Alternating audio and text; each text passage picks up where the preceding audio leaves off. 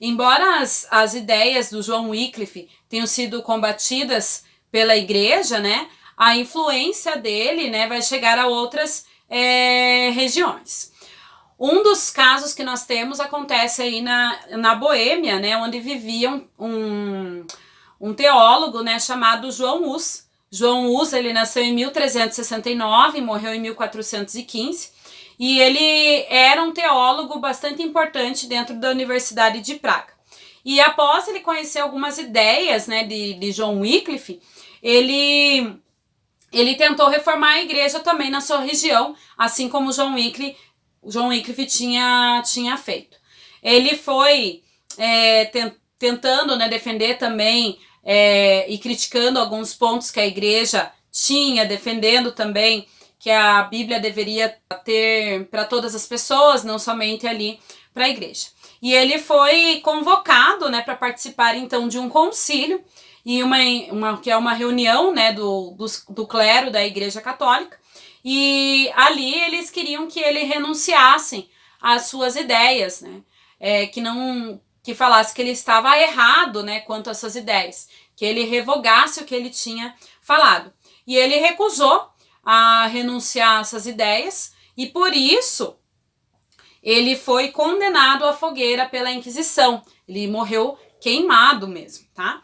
Mas os seus escritos, né, o que ele tinha desenvolvido, defendendo, né, que a Bíblia deveria ser disponível para todas as pessoas, definindo, né, criticando ali o que ele tinha escrito, criticando a igreja, isso foi divulgado por seus escritos, né? Como eu falei, a imprensa de Gutenberg, ela tem uma grande influência também dentro da Reforma Protestante, porque ela possibilitou a publicação desses livros que se espalharam aí por toda a Europa.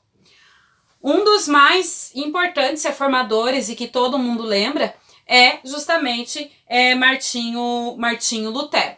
O Martinho Lutero, ele nasceu em 1483 e morreu em 1546.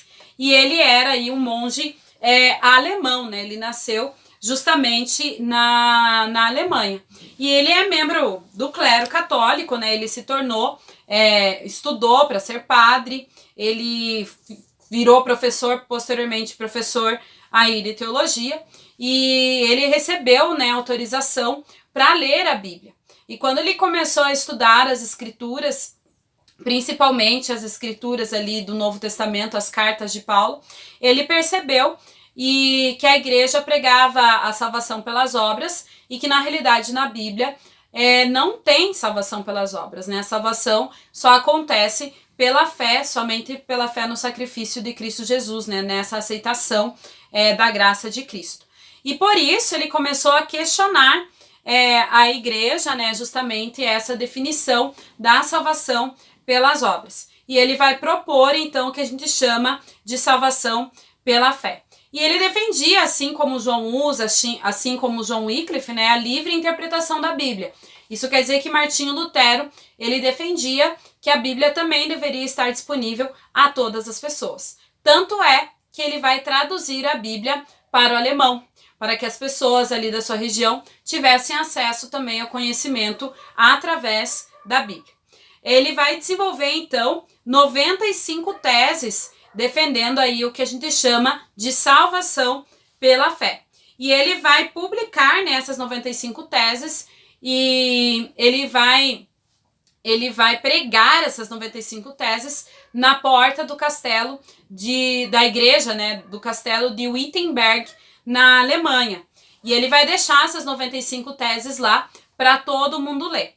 O livro de vocês traz algumas dessas teses principais de Lutero na página 85 do livro, tá? Você pode até mesmo depois ali no exercício, né, que eu vou passar para vocês, você vai poder ler, né, um pouquinho a respeito dessas 95 teses e depois responder ali os exercícios da página 86. Mas só para a gente analisar, né, uma dela pelo menos, ele vai falar justamente também dessa questão que o Papa, o poder que o Papa tem que não deveria ter. Então aqui na página 85, ali você pode acompanhar, se você quiser pegar seu livro. O primeiro, né, o item 6, a sexta tese, a gente pode dizer assim, diz assim: o Papa não tem poder para perdoar culpa a não ser declarado ou confirmado que ela foi perdoada por Deus, ou certamente perdoados os casos que lhe são reservados. Se ele deixasse de observar essas limitações, a culpa permaneceria. Então aqui ele faz um ataque direto, né, à Igreja Católica, à crença, né, que o Papa, ou que até mesmo o padre tem o poder de perdoar pecados. Ele vai falar que o único que pode perdoar pecados é justamente Cristo. E ele faz também, uma das principais críticas dele era a venda de indulgências. Como a gente viu, né, como eu já falei, a indulgência é uma carta que era assinada muitas vezes pelo próprio Papa, que concedia perdão às pessoas. Tinham indulgências para todo tipo de pecado que você poderia cometer ali na época. Se você pecasse, você tinha que ir lá comprar a indulgência para obter o perdão. E isso, né, Martinho Lutero, ele vai ser completamente contra, né, essa questão das indulgências. Essa foi a principal base, né, das suas críticas à Igreja Católica. Além de outras, né, como você pode ver aí nas páginas 84 e 85, você depois pode estar dando uma olhada também, onde ele vai defender outras questões, né, contra a Igreja. E o Lutero, né, todas essas ideias de Lutero vão ter uma grande influência aí por toda a Europa. Até mesmo uma nova igreja, né, vai acabar sendo formada, que é a chamada Igreja Luterana, que existe até hoje, que é baseada nos ensinos de Lutero. Outro reformador que também nós temos nesse período é o chamado João Calvino. O João Calvino, ele nasceu em 1509 e morreu em 1564. O João Calvino, ele desenvolveu toda a sua reforma na Suíça.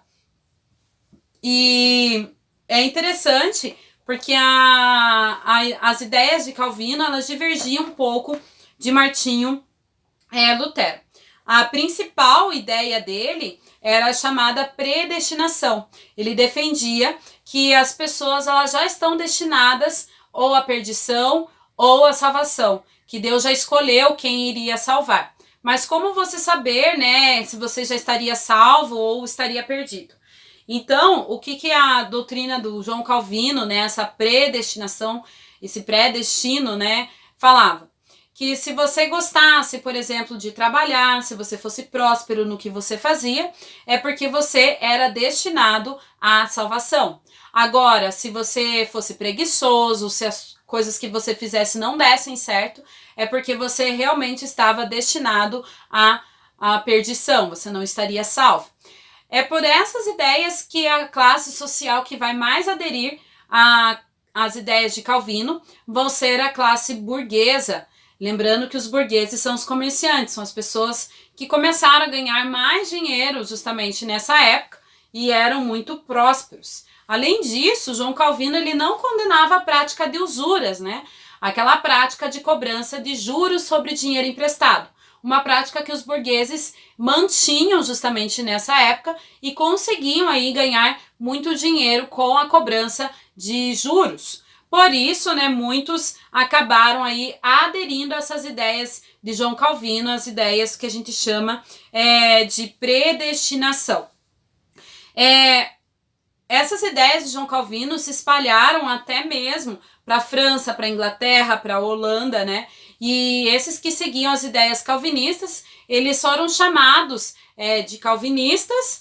Em alguns países eram chamados de huguenotes, como no caso na França. E na Inglaterra, né, eles eram chamados de puritanos e presbiterianos. Hoje nós temos, né, a igreja presbiteriana, que funciona até hoje, que é baseado em muitas ideias aí de João Calvino. Então esse é outro reformador que se levanta também nesse período contra a igreja, defende, né, outras ideias diferentes do que a igreja católica defendia.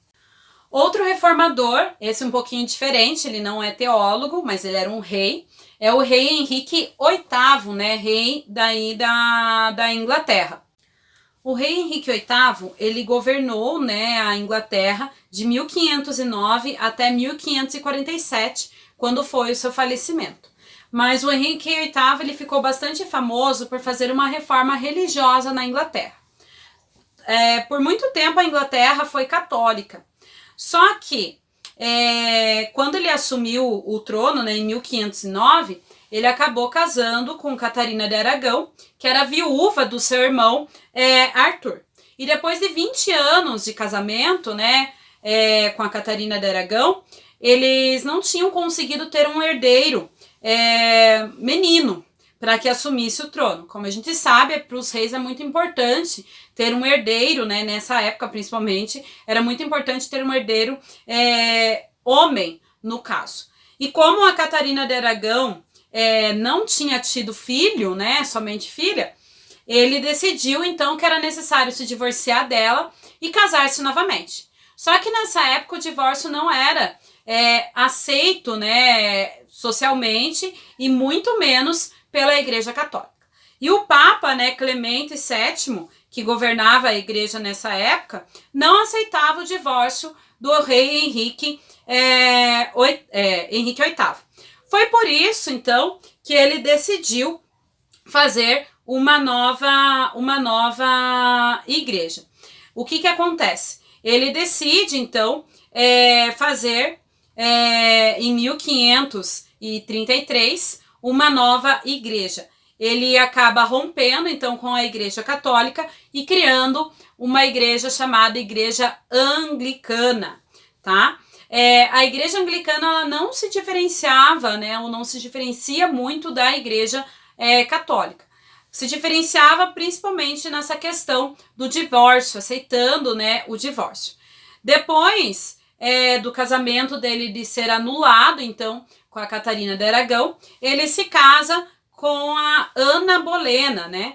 Na realidade, né, os dois, eles já se conheciam, já tinham um relacionamento antes mesmo do casamento com Catarina de Aragão ser anulado.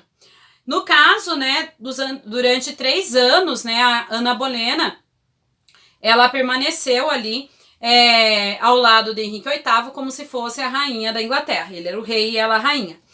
E no caso, né, nesse período eles tiveram a filha chamada Elizabeth I. E o problema é que os anos vão se passando e Ana Bolena, ela também não vai ter um filho herdeiro.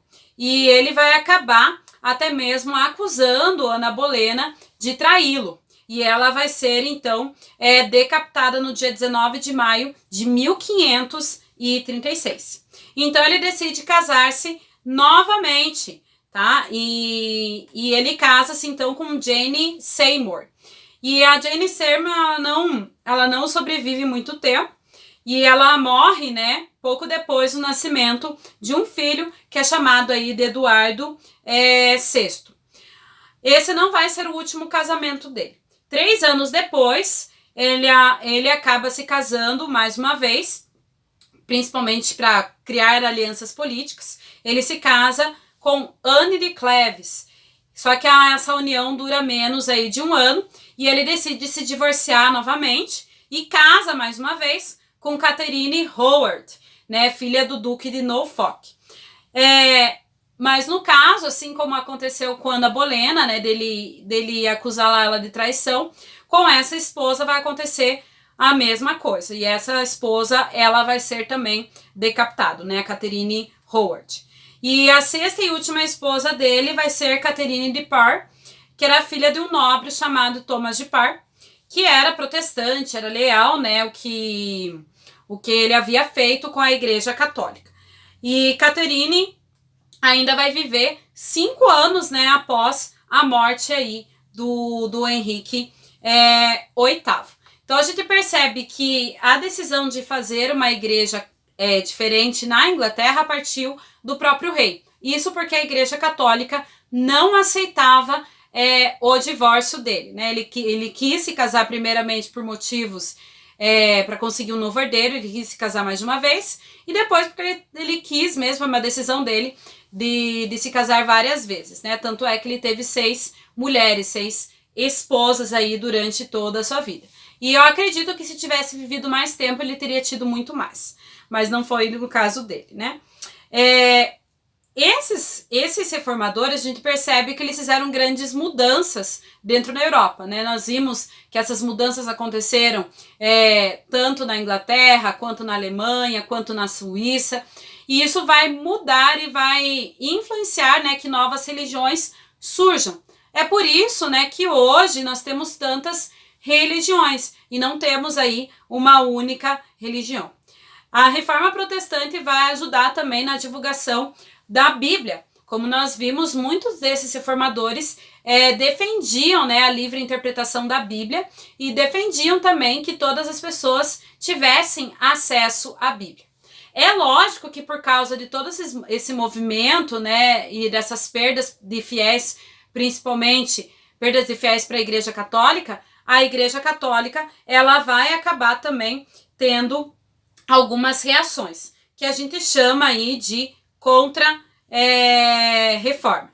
O que a Igreja Católica, então, ela vai acabar fazendo nesse período?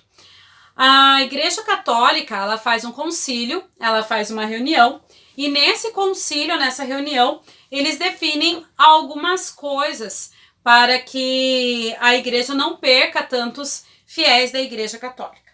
Primeiro, eles reativam, né, o Tribunal de Inquisição e começam a perseguir esses reformadores e também as pessoas que seguiam essas novas religiões. Então eles se ativam, né? Então você vai ter um crescimento maior da Inquisição nesse período, né? Entre o século XV aí, principalmente, e XVI, né? Século XV e XVI. Nós temos também a criação de uma companhia, né, de padres, que é a chamada Companhia de Jesus, que tinha o objetivo de conseguir novos fiéis para a Igreja Católica.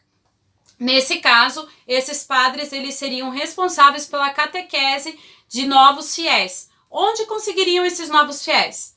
Nas novas terras que estavam sendo descobertas. A gente precisa lembrar que, por exemplo, o nosso país, né, ele começou a ser colonizado por Portugal a partir aí de 1500, né? Então, século XV para século XVI.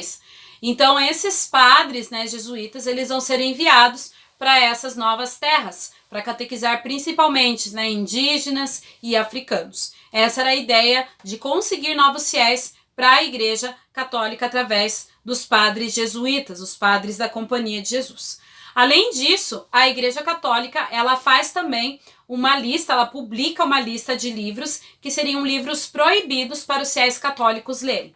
Entre eles estavam, né, livros tanto científicos, que criticavam muitas vezes a igreja, algumas coisas que a igreja defendia, como livros de Galileu Galilei, Nicolau Copérnico, né? Esses livros eles também foram proibidos, além de livros de reformadores, como João Hus, Martinho Lutero, João Wycliffe, João Calvino, né? Então esses livros eles foram proibidos para fiéis da Igreja Católica. E quem não cumprisse, né, ou que a igreja descobrisse que estava lendo esses livros, poderia ali sofrer um julgamento pela Inquisição.